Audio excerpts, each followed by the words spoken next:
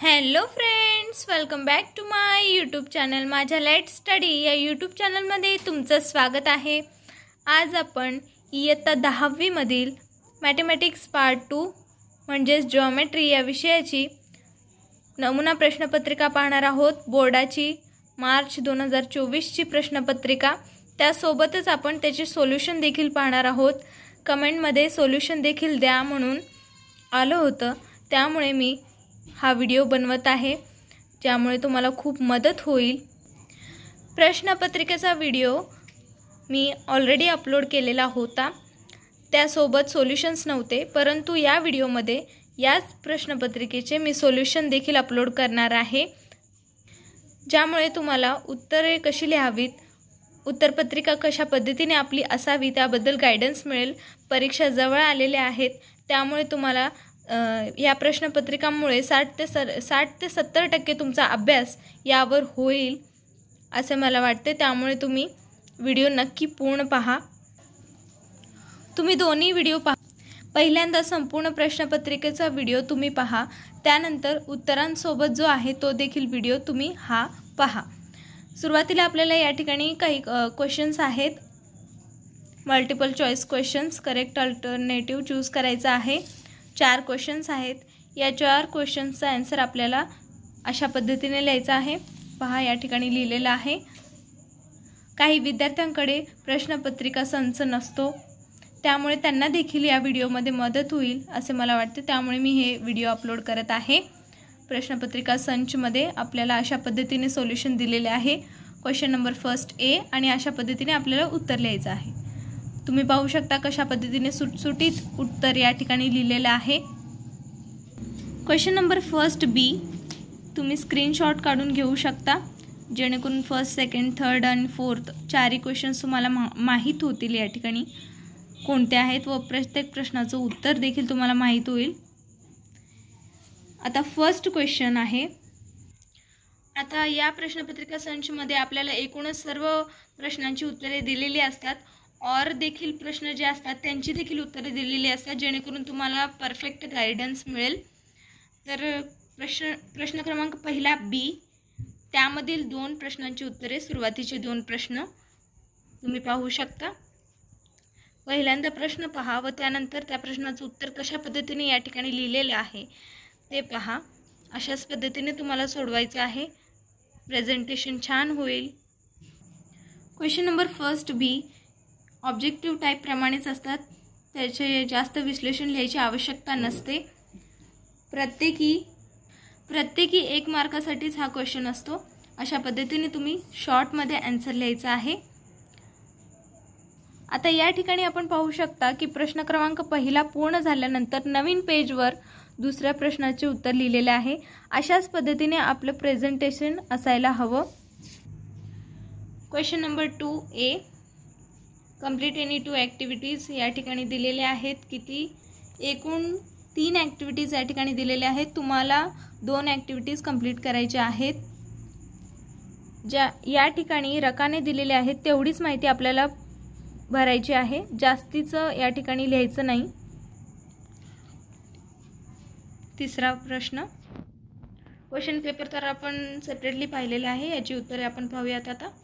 Question number 2 ए, पहिल्या प्रश्नाचं उत्तर पाहू शकता आपण कशा पद्धतीने लिहिलेलं आहे. आकृती देखील आपल्याला काढायची आहे पेन्सिलने, परंतु तुमचा वेळ वाया जाईल, त्यामुळे नाही काढली तरी चालेल.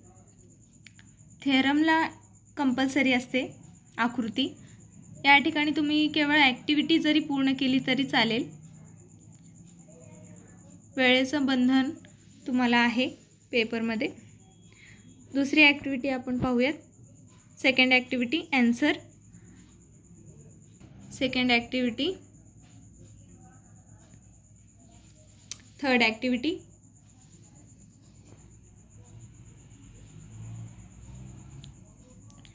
आता या ठिकाणी देखील क्वेश्चन नंबर 2 ए कंप्लीट झालेला आहे.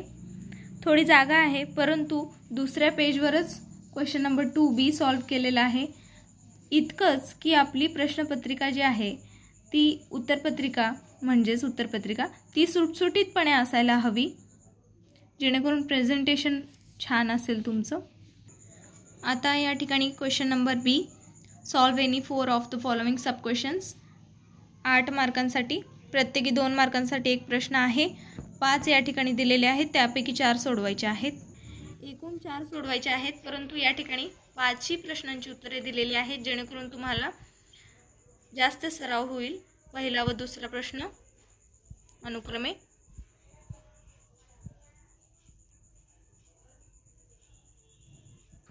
तिसरा,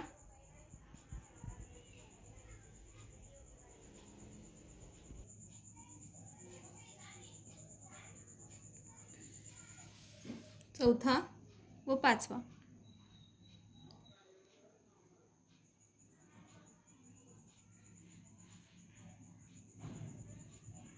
क्वेश्चन नंबर 3 आहे, complete any one of the following 2 activities. 2 आहेत, आपल्याला एक कंप्लीट करायचे आहे 3 मार्कांसाठी.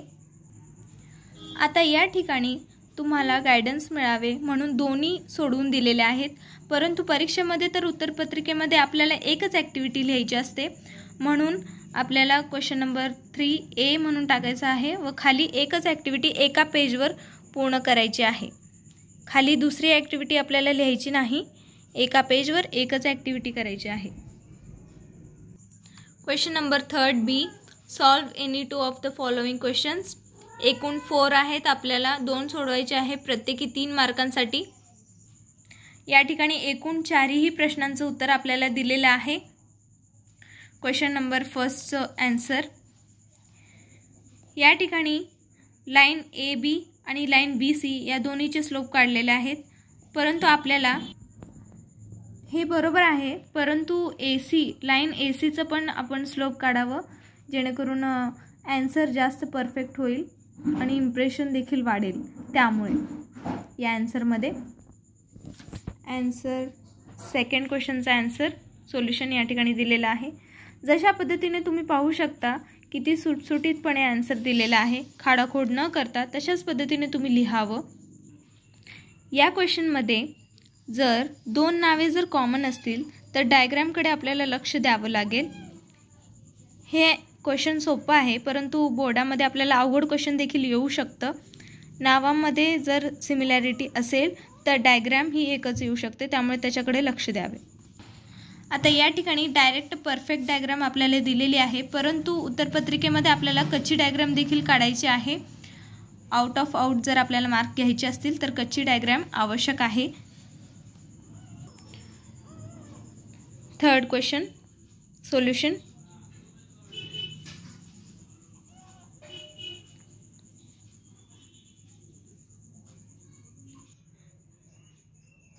फोर्थ क्वेश्चन थेरम आहे.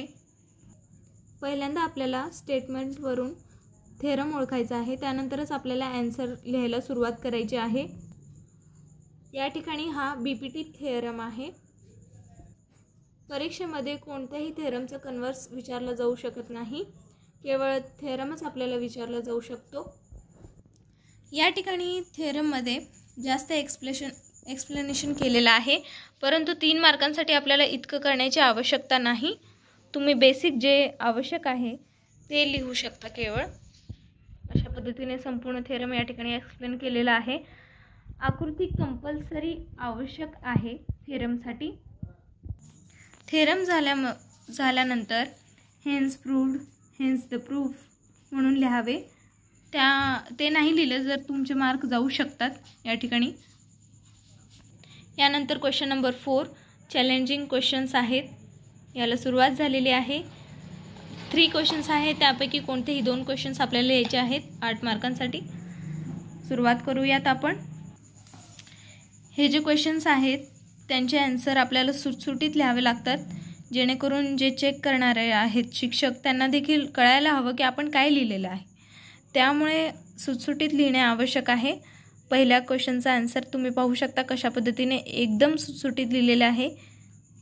तेव्हाच तुम्हाला जास्तीत जास्त मार्क मिळू शकतील, किंवा काही कळालेच नाही म्हणून ते चुकीचं गृहीत धरलं जाऊ शकतं. त्यामुळे सेकंड क्वेश्चनचा आन्सर हा लास्ट धड्यातील क्वेश्चन आहे. जर तुम्हाला हा प्रश्न येत नसेल तर तुम्ही फक्त फॉर्म्युला जरी लिहिले तर तुम्हाला 1-2 मार्क तरी मिळून जातील. एकूण 4 मार्कांसाठी एक प्रश्न आहे त्यामुळे. परंतु कोणताही प्रश्न तुम्ही सोडू नये. संपूर्ण प्रश्नपत्रिका आपल्याला सोडवायची आहे. पर्सेंटेजवर इफेक्ट होईल नाहीतर. थर्ड क्वेश्चन कन्स्ट्रक्शन आहे. या ठिकाणी ॲनालिटिकल फिगर म्हणून लिहिलेलं आहे, परंतु आपल्याला रफ फिगर म्हणून त्या ठिकाणी लिहायचं आहे. ॲनालिटिकल फिगर असे शब्द वापरायचे नाही. रफ फिगर कंपल्सरी आहे प्रत्येक फिगरसाठी. खाली डायग्राम आपल्याला दिलेली आहे आणि काय काय लिहिल्यानंतर कशा पद्धतीने मार्किंग सिस्टीम असते ते देखील आपल्याला खाली गायडन्ससाठी दिलेली आहे. Question number 5, solve any one of the following sub questions. आता हे जे क्वेश्चन्स आहेत ते जास्तीत जास्त 9वीच्या सिलेबसवर आधारित आहेत. इझी आले होते गेल्या वर्षीचे क्वेश्चन्स, परंतु असे क्वेश्चन्स शक्यतो येत नाहीत, अवघड येतात. त्यामुळे तुम्ही अपेक्षितमध्ये असलेल्या किंवा इतर प्रश्नपत्रिकांचा देखील सराव करावा. क्वेश्चन नंबर 1चा आन्सर तुम्ही पाहू शकता. प्रत्येकी 3 मार्कांसाठी म्हणजे एकच प्रश्न या ठिकाणी सोडवायचा आहे. दोन्ही सोडून दिलेले आहेत आपल्याला गायडन्ससाठी. प्रत्येक स्टेटमेंटला रिझन लिहिणं गरजेचं आहे, त्यामुळेच तुमची स्कोरिंग वाढते आणि मार्क्स देखील वाढतात. अशा पद्धतीने संपूर्ण आपली प्रश्नपत्रिका ही पूर्ण झालेली आहे ॲन्सर सहित. जर तुम्हाला आणखी कोणत्या प्रश्नपत्रिकेचे ॲन्सर्स हवे असतील तर तुम्ही कमेंट करून मला सांगू शकता. त्यावर देखील मी व्हिडिओ बनवण्याचा प्रयत्न करेन. परंतु आता परीक्षा जवळ आलेली आहे, टाइम टेबल देखील आलेला आहे, त्यामुळे मी ॲन्सर सहित प्रत्येक प्रश्नपत्रिका टाकेन, जेणेकरून तुम्हाला जास्तीत जास्त मदत होईल आणि तुमचा सराव देखील वाढेल. व्हिडिओ आवडला तर लाईक करा, शेअर करा, जास्तीत जास्त विद्यार्थ्यांपर्यंत माझे व्हिडिओज पोहोचवा. चॅनलला सबस्क्राईब करायला विसरू नका, जेणेकरून तुम्हाला 2024ची सर्व प्रश्नपत्रिका व त्यांच्या ॲन्सर्स लवकरात लवकर मिळतील. परीक्षेसाठी बेस्ट ऑफ लक. धन्यवाद.